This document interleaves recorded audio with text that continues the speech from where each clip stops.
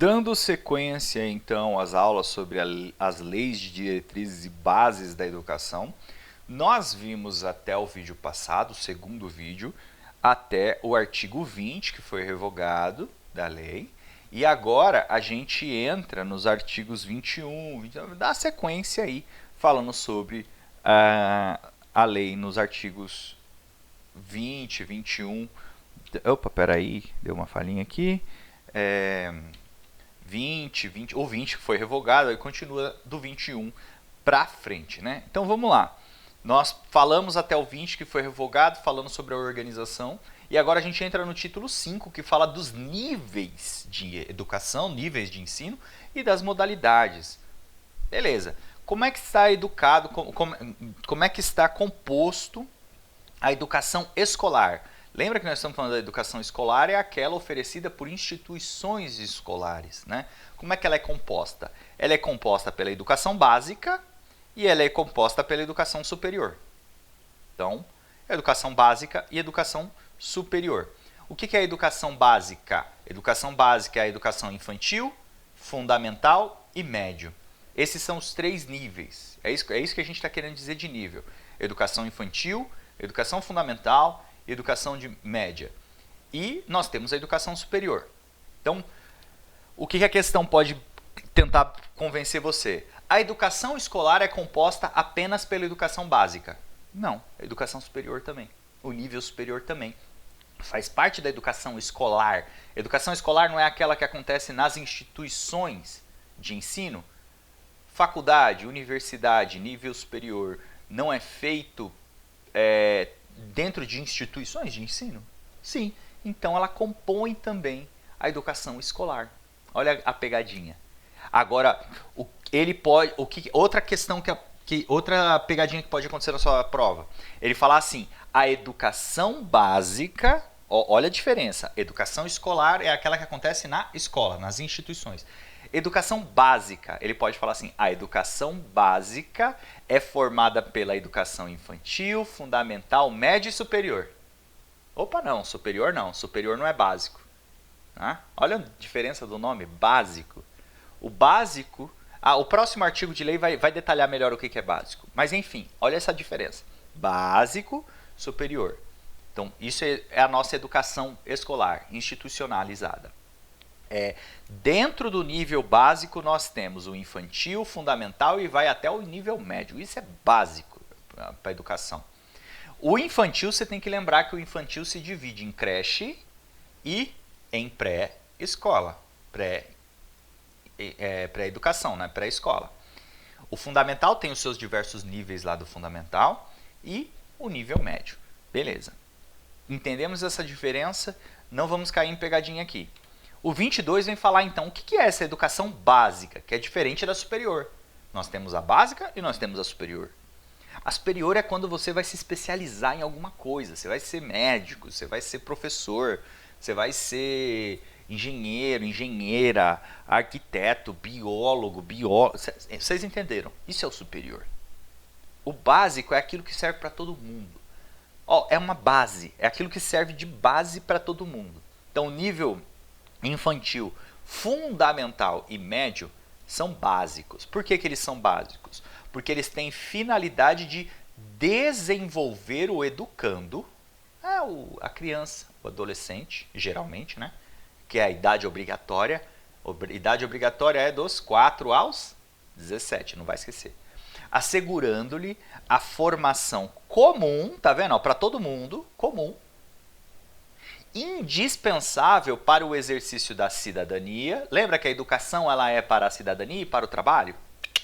E fornecendo-lhe meios para progredir no trabalho e nos estudos posteriores. Ou seja, por que a educação ela é chamada de básica? Esse nível infantil, fundamental e médio. Porque ela tem um objetivo, ela tem uma finalidade, que é desenvolver o educando. Desenvolver para quê? Para que ele exerça cidadania, trabalho e até mesmo progrida nos seus estudos. Ou seja, se ele quiser ir para o nível superior. Para ele chegar no nível superior, ele precisa ter o básico. Ele precisa ter o básico. E qual que é o básico? Aí o parágrafo único vem falar ainda. são objetivos precípios da educação básica? A alfabetização plena e a formação de leitores. Ou seja, cara, quando eu falo de ensino básico, eu tenho que garantir que os meus educandos serão alfabetizados de forma plena, não é uma alfabetização meia boca, é plena, e serão leitores. Por quê? Porque se ele vai progredir no ensino superior, ele precisa ser leitor, ele precisa ser alfabetizado de forma plena, em outras ciências também. Se ele vai se desenvolver no trabalho, se ele vai progredir no trabalho, é porque ele sabe ler, ele é alfabetizado de forma plena. Essa que é a ideia da educação básica, que é diferente da superior. A superior é uma especialização. Tá vendo? A básica é comum. Todo mundo tem que aprender, tem que ser alfabetizado, todo mundo tem que se tornar leitores, saber ler, não analfabetos funcionais. E depois, no superior, é que você vai se especializar. Então, tá vendo? Isso é que eles chamam de básica. A lei vem trazer de forma detalhada o que seria essa questão da educação básica. Ele pode falar assim, que a questão tentando te enganar. Falar assim, a educação básica desenvolve o educando para o seu exercício no trabalho. Apenas para... Cuidado com esses apenas, somente, tá? Apenas para o progresso no trabalho. Não, é para o exercício da cidadania, para os ensinos superiores, também para os estudos posteriores, tá bom? Beleza. 23. A educação básica, continuamos falando da educação básica, tá? Infantil, fundamental e médio. Poderá organizar-se em séries, séries anuais, né? Primeira, segunda, terceira. Períodos semestrais, né? Primeiro semestre, segundo semestre. Ciclos, alternância regular de períodos de estudo, grupos não seriados, com base na idade. Então, vamos pensar aqui num EJA, vamos pensar aqui no MOVA, vamos pensar aqui com base na idade também, para aquelas pessoas que não participaram da educação básica dentro da sua idade regular, né? Na competência em outros critérios, ou por forma diversa de organização, quer dizer, está livre para se organizar sempre que o interesse do processo de aprendizagem assim recomendar. Quer dizer, nós podemos reorganizar a maneira como a escola funciona, a lei está dando para o poder público essa possibilidade de organizar a educação de forma que funcione, de forma que seja efetiva. Não precisa ser sempre séries, não precisa ser sempre ciclos. Os próprios gestores da educação podem pensar uma maneira de organizar e melhorar o processo toda forma de organização que impacte diretamente no processo de aprendizagem de forma a atingir os objetivos, tá bom? Então, esse artigo 23, ele vem falar disso, ele vem falar, cara, olha, a educação básica ela pode se organizar dessas diversas formas desde que atinja o seu objetivo, com a finalidade de atingir aqueles objetivos que a gente viu no 22. Parágrafo 1º. A escola poderá, isso aqui é objeto de prova, reclassificar os alunos, inclusive quando se trata de transferências entre estabelecimentos situados no país e no exterior, tendo como base as normas curriculares gerais. O que seria esse negócio de reclassificar? De repente o aluno ele está numa série, numa série lá, no enquadramento, que a escola observa que não é o adequado para aquele aluno, seja por causa da idade, seja por causa do nível de desenvolvimento daquele aluno, não importa. A escola, os pedagogos, o corpo docente da escola pode observar aquele aluno e reclassificá-lo. Então, por exemplo, ele chega lá na 5ª série, mas por causa da idade, por causa do desenvolvimento daquele aluno, Ou a direção da escola, os professores observam que aquele aluno não poderia estar na quinta, ele deveria estar na sétima, por exemplo. Ele foi um aluno que repetiu, sei lá, por vários motivos. A escola, ela pode, olha lá, é uma possibilidade, é um poder da escola fazer essa reclassificação. De acordo com critérios, obviamente, vai ter critérios lá das normas curriculares gerais. Mas tá vendo? Toma cuidado com esse pode. Porque como que a questão pode cobrar de você? Ele fala assim, a escola deverá reclassificar os alunos. Não, não é um dever, é um poder. Olha a diferença. Dever é uma obrigação. Se eu falar para você que a escola deve fazer tal coisa, ela tem obrigação de fazer. Se eu falo para você que a escola pode fazer alguma coisa, ela não tem uma obrigação. Ela vai fazer de acordo com o bom senso, de acordo com o seu critério. Ela vai estabelecer critérios para poder fazer aquilo. É uma faculdade, é uma escolha. Quando eu falo que alguém pode fazer alguma coisa, ele tem a possibilidade de escolher fazer ou não. Quando eu falo que alguém deve fazer alguma coisa, ele tem uma obrigação de fazer, mesmo contra a sua vontade. Tudo bem? Toma cuidado com isso. Segundo, o calendário escolar deverá adequar-se às peculiaridades locais, inclusive climáticas e econômicas, a critério do respectivo sistema de ensino, sem com isso reduzir o número de horas,